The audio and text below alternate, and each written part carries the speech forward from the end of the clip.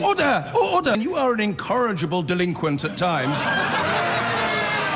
Behave yourself, man! Newsnight has exclusively unearthed evidence of how disruptive and damaging rolling no-deal Brexit deadlines have been for the functioning of the civil service. And here's our economics editor, Ben Chew, to tell us a bit more. Take us through what you found out, Ben. Well, this is very similar to the theme you've been talking about civil service volatility earlier tonight. So we knew that before the 29th of March Brexit deadline, a lot of civil service were put on no-deal preparation emergency duties.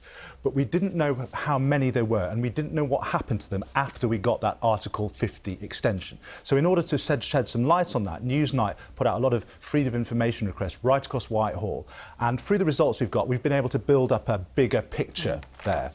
So of the 8 departments which responded to our FRI requests, we found that 691 civil servants were moved internally within those departments to deal with no deal, and 664 were moved externally to assist other departments with their no deal preparations. So what that does is that gives us a total of 1,355 civil servants moved to deal with an emergency no-deal Brexit scenario before the 29th of March.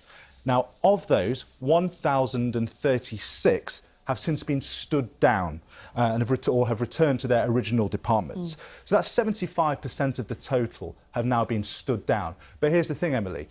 All those civil servants, and possibly more, face the prospects of being stood up again because, of course, we have another no-deal potential scenario on the 31st of October.